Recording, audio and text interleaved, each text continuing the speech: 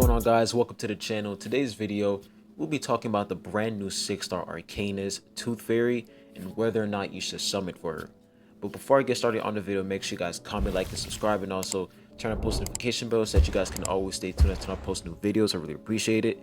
And if you guys are new here on the channel, I have a Discord server. So if you have any questions regarding Tower of God New World, Reverse 1999, and other games, you can join the server by going to my channel description. You see the server link there, and I'll also post a server link in the comment section down below. But anyways, let's not waste any time. Let's hop right into the video. So as you guys may know, we are literally a couple days away from Tooth Fairy, and we're basically going to talk about whether or not you should summon for this character. So Tooth Fairy, she's basically a healing unit, and her afflatus is star, and in her rarity is a 6-star. So we come over here to Pride Wind. As you guys can see, her damage type is mental. She is a mental damage type character, and she can basically heal, debuff, and purify. So let's go ahead and read her kit.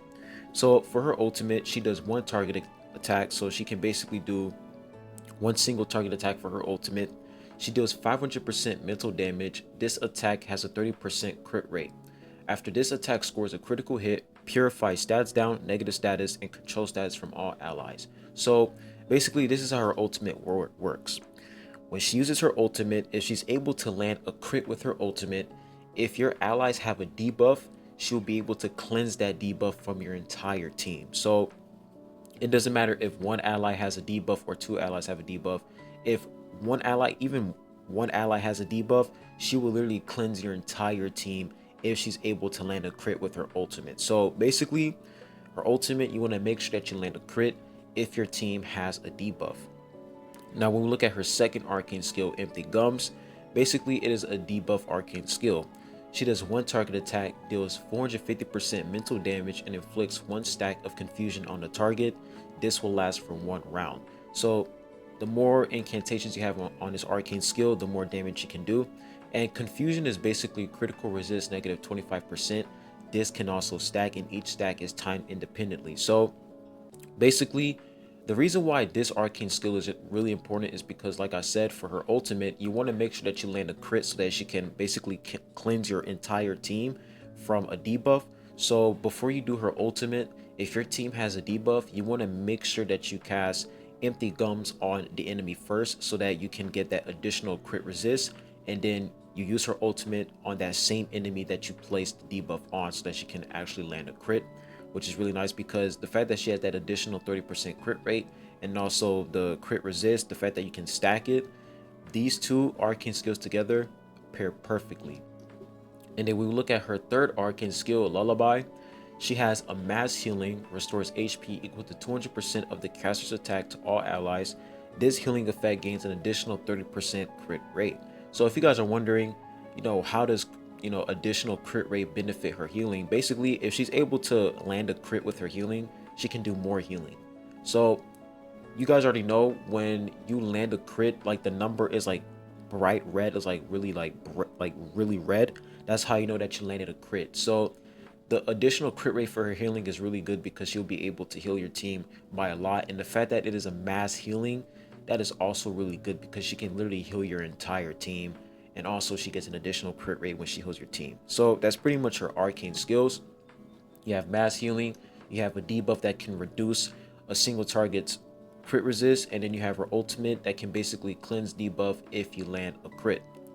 Now when we look at her insights, for insight 1, when entering battle, instantly gains 3 baby teeth. When any team member actively uses a character incantation, she collects 1 baby tooth at the start of the round. Consumes 5 baby teeth to reduce enemies' team's critical resist and critical defense by negative 15%. This will last for 1 round, cannot trigger if baby teeth are insufficient. So basically, baby teeth at 5 stacks is consumed at the start of the round and triggers special effects. So for insight 1, you basically gain an additional crit resist and crit. You can basically reduce the enemy's crit resist and critical defense by negative 15%. if you're able to consume 5 baby teeth. So the more baby teeth you collect, the more you'll be able to reduce the enemy's crit resist and critical defense. So the max stacks is 5 baby teeth, and if you're able to consume 5, you'll be able to reduce the enemy's crit resist. So that's pretty much how her insight 1 works. And like I said, it cannot trigger if baby teeth are insufficient. So you need like a certain amount of baby teeth in order for you to reduce the enemy's crit resist and critical defense. And then when we look at her insight 2, entering battle, healing done plus 10%, so she basically has additional healing. And if her insight 3, when triggering the baby teeth stats down effect, all allies recover 10% of missing HP when entering battle, gains an additional 2 baby teeth. So for her insight 3, she's able to get more baby teeth, and on top of that, she's able to recover your allies HP, your allies missing HP. So her insights are pretty much simple. Insight 1, consume as much baby teeth as much as possible so that you can reduce the enemy's crit, so that she can actually, cleanse your entire team if your team has a debuff. And then she can also recover your allies HP, and she also gets an additional 2 baby teeth. So that's pretty much her insights. Now we look at her portraits. For P1, she basically gets more mental damage. For P2, she increases the duration of crit resist and critical defense reduction by 1 round. For P3, she basically deals more mental damage. And then for P4, she basically increases the amount of HP you can restore for your allies based off of her attack. And then for P5, she changes the critical resist and critical defense reduction effects to 25%, so you get more crit resist and crit defense reduction. So that's pretty much her portraits. And then when we look at her side cubes, so pretty much the best side cube for her is pretty much, Beyond Wonderland. This is not in the game right now, it's gonna come later, but this is a pretty solid side cube for her, because if you look at her amplifications, after the carrier uses a debuff incantation, the carrier's healing rate increases by 3%. This effect stacked up to 4 times increases the carrier's critical rate by 7%. This side cube is really good for Tooth Fairy, because you want to get as much critical rate on her as much as possible, so that if your team has, a game-changing debuff, like if your team was inflicted with a debuff by the enemy, you'll be able to erase that debuff instantly, because she has a lot of crit rate. And as soon as she lands crit rate on the enemy with her ultimate, she'll be able to cleanse the debuff from her old team. And not only that, when you place the debuff on the enemy, you'll be able to get an additional healing rate. So this is a really good side cube for her. Now other side cubes, now I don't know when this side cube is coming. It's probably going to come the next update. I don't know, because they don't really say when this side cube is going to release, so I literally have no idea. But if we don't get this side cube next update, I might go for Sotheby's side cube, because if we look at Sotheby's amplification, when the carriers cast a basic incantation debuff, HP plus the carrier's attack times 24% for the ally with the lowest HP percentage only triggers 1 time per round.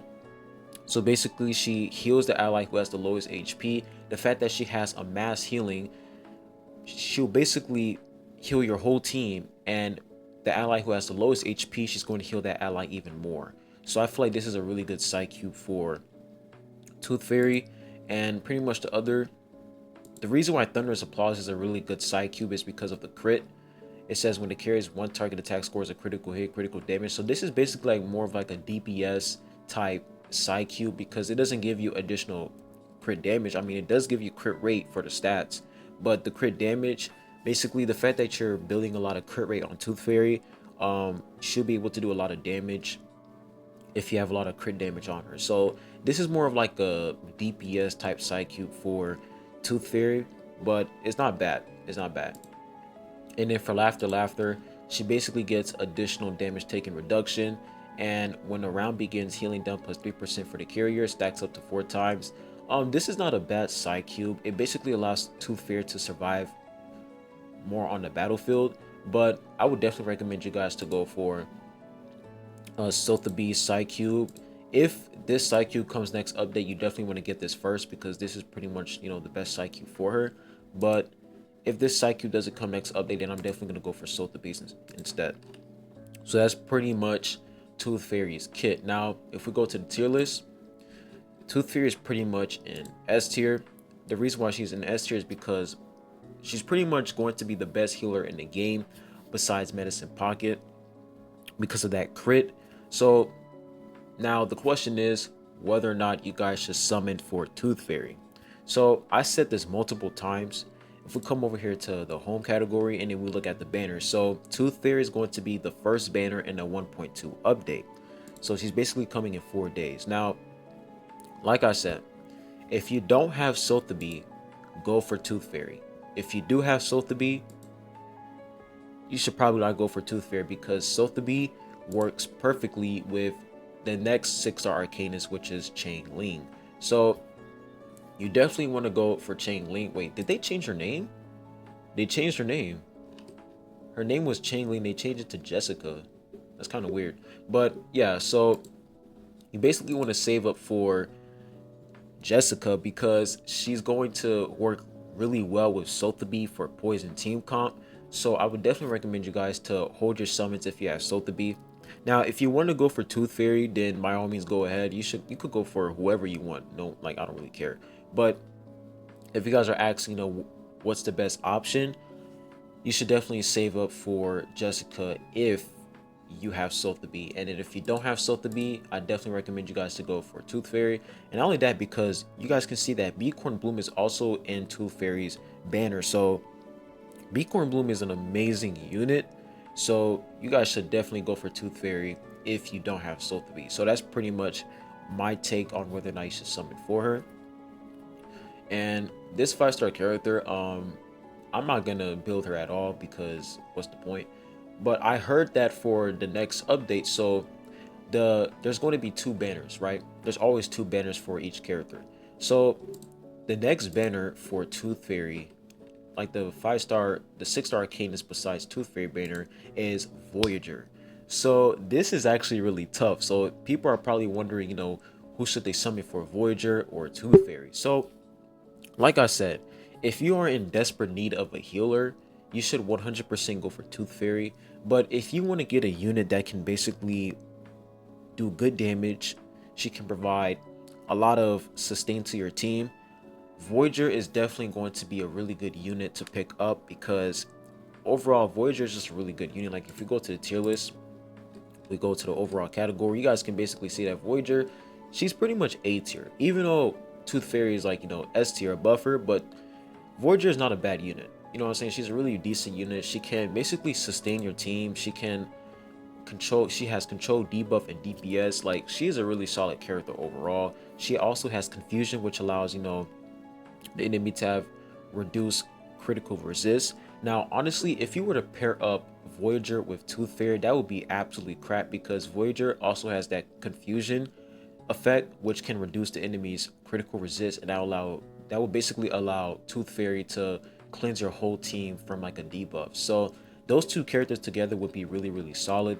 And on top of that, Voyager also has a counter involved in her kit. So getting Voyager and a Tooth Fairy, that would be absolutely game changing because they're honestly really good sustained characters. And the fact that you have Tooth Fairy who's healing your team, and you have Voyager who's basically applying that counter to your team and also applying the critical resist alongside with Tooth Fairy, you can basically just put a DPS unit in your team. For example, let's say you have a Melania. I would say like a really good team would be Voyager, Tooth Fairy, and Melania because you have the reduced crit resist. So those two characters together will be really, really solid. So honestly, Voyager, if you don't want to get Tooth Fairy and you want to get Voyager, that's a really good pick because Voyager, she's a really solid unit overall. I honestly want her, but I gotta get Tooth Fairy because I want another healer. So that's pretty much my take on Tooth Fairy and Voyager. But anyways, put your thoughts down below in the comment section of what you guys think. Which characters are you guys going to summon for? Are you guys going to summon for Voyager or Tooth Fairy? I want to see y'all's opinions. But anyways, I'll be leaving the video at that. Make sure you guys comment, like, and subscribe. I appreciate y'all for watching this video, and I'll be catching you guys on the next one. Peace.